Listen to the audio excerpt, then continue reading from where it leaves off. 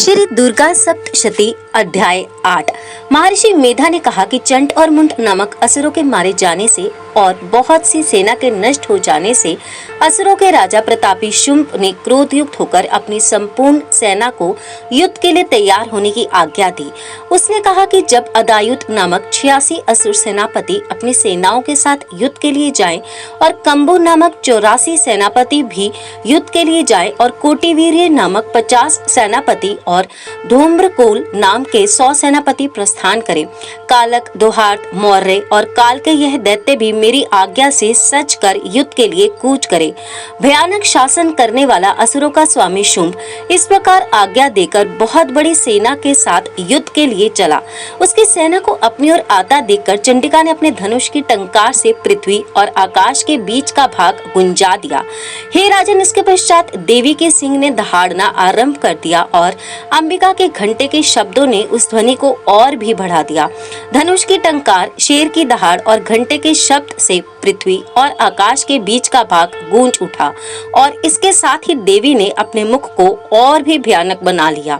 ऐसे भयंकर शब्द को सुनकर राक्षसी सेना ने देवी तथा सिंह को चारों ओर से घेर लिया। हे राजन, उस समय दैत्यों के नाश के लिए और देवताओं के हित के लिए ब्रह्मा, शिव, कार्तिकेय, विष्णु तथा इंद्र आदि देवों की शक्तियाँ जो अत्यंत पराक्रम और बल से संपन्न थीं, उनके शरीर से निकलकर उसी रूप में चंडिका देवी के पास गईं। जिस देवता का जैसा रूप था, जैसे आभूषण थे और जैसा वाहन था, वैसा ही रूप, आभूषण और वाहन लेकर उन देवताओं की शक्तियाँ दैत्यों से युद्ध करने के लिए आईं।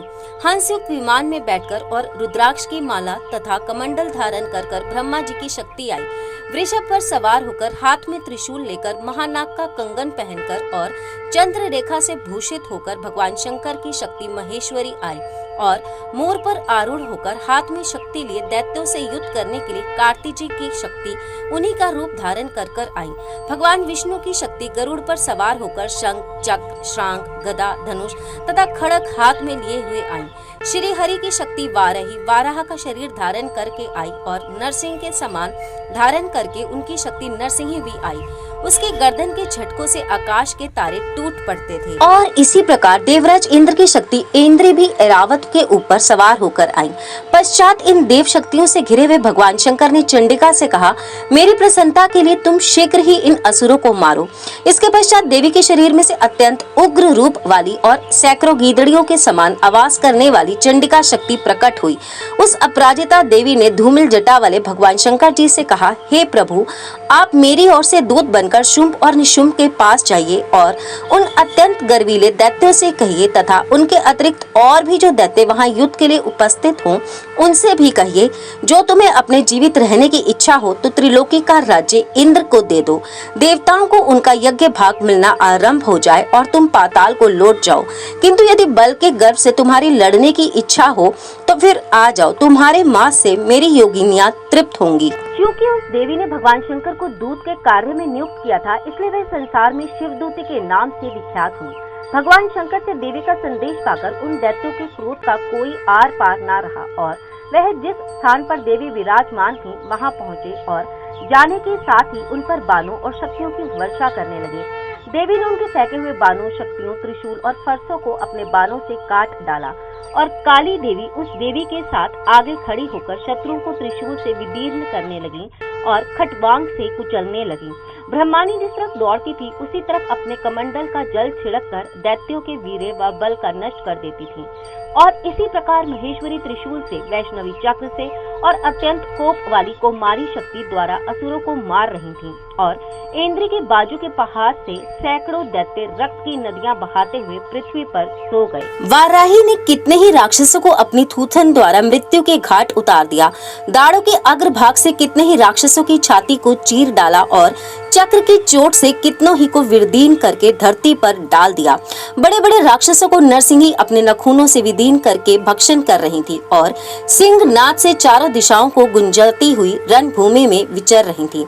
शिवदूती के प्रचंड अट्टहास से कितने ही दैत्य भयभीत होकर पृथ्वी पर गिर पड़े और उनके गिरते ही वह उनको भक्षण कर गईं। इस तरह क्रोध में भरे हुए मातृगणों द्वारा नाना प्रकार के उपायों से बड़े बड़े असुरों को मरते हुए देखकर राक्षसी सेना भाग खड़ी खड़ी हुई और उनको इस प्रकार भागता देखकर रक्तबीज नामक महापराक्रमी राक्षस क्रोध में भरकर युद्ध के लिए आगे बढ़ा। उसके शरीर से रक्त की बूंदें पृथ्वी पर जैसे ही गिरती थीं, वैसे ही शरीर वाला तथा वैसा ही बलवान दैत्य पृथ्वी से उत्पन्न हो जाता था। रक्तबीज गदा हाथ में लेकर इंद्री के साथ युद्ध करने लगा। जब इंद्री शक्ति ने अपने वज्र से उसको मारा तो घायल होने के कारण उसके शरीर से बहुत सा रक्त बहने लगा और उसकी प्रत्येक बूंद से उसके ही समान बलवान तथा महापराक्रमी अनेकों भयंकर दैत्य प्रकट हो गए। वह सब के सब दैत्य बीज के समान ही बलवान तेज वाले थे। वह भी भयंकर अस्त्र शस्त्र लेकर देवियों के साथ लड़ने लगे। जब इंद्री के वज्र प्रहार से उसके मस्तक पर चोट लगी और रक्त बहने लगा तो उसमें से हजारों ही पुरुष उत्पन्न हो गए। वैष्णवी ने चक्र से और इंद्री ने गदा से रक्त बीज को चोट पहुंचाई और वैष्णवी के चक्र से घायल होने पर उसके शरीर से जो रक्त बहा उससे हजारों महाअसुर उत्पन्न हुए, जिनके द्वारा यह जगत व्यापत हो गया। कुमारी ने शक्ति से, वारही ने खड़ग से और महेश्वरी ने त्रिशूल से उनको घायल किया। इस प्रकार क्रोध में भरकर उस महादैत्य ने सब मात्र शक्तियों पर पृथक पृथक गदा से प्रहार किया और माताओं ने शक्ति तथा शूल इत्यादि से इसको बार बार घायल किया। उससे सैकड़ों महादैत्य उत्पन्न हुए और इस प्रकार उस रक्त बीज के रुधिर से उत्पन्न हुए असुरों से संपूर्ण जगत व्यापत हो गया, जिससे देवताओं को भय हुआ। देवताओं को भयभीत देखकर चंडिका ने काली से कहा, हे चामुंडे, अपने मुख को बड़ा करो और मेरे शस्त्र घात से उत्पन्न हुए रक्त बिंदुओं तथा रक्त बिंदुओं से उत्पन्न हुए महाअसुरों को तुम अपने इस मुख से भक्षण करती जाओ। इस प्रकार रक्त बिंदुओं से उत्पन्न हुए महादैत्यों को भक्षण करती हुई तुम रणभूमि में विचरो। इस प्रकार रक्तहीन होने से यह दैत्य नष्ट हो जाएगा। तुम्हारे भक्षण करने के कारण अन्य दैत्य नहीं होंगे। काली से इस प्रकार कहकर चंडिका ने रक्त बीज पर अपने त्रिशूल से प्रहार किया और काली देवी ने अपने मुख में उसका रक्त ले लिया। जब उसने गदा से चंडिका पर प्रहार किया, प्रहार से चंडिका को तनिक भी कष्ट ना हुआ, किंतु रक्त बीज के शरीर से बहुत सा रक्त बहने लगा। लेकिन उसके गिरने के साथ ही काली ने उसको अपने मुख में ले लिया। काली के मुख में उस रक्त से जो असुर उत्पन्न हुए उनको उसने भक्षण कर लिया और रक्त को पीती गई। तदंतर देवी ने रक्त बीज को, जिसका की खून काली ने पिया था, चंडिका ने उस दैत्य को वज्र, बाण, खड़ग तथा पृष्टि इत्यादि से मार डाला। हे राजन, अनेक प्रकार के शस्त्रों से मारा हुआ और खून से वंचित वह महादैत्य रक्त बीज पृथ्वी पर गिर पड़ा। हे राजन, उसके गिरने से दैत्य अत्यंत प्रसन्न हुए और माताएं उन असुरों का रक्त पीने के पश्चात उद्वित होकर नृत्य करने लगीं। अत श्री दुर्गा सप्तशती अष्टम अध्याय समाप्त।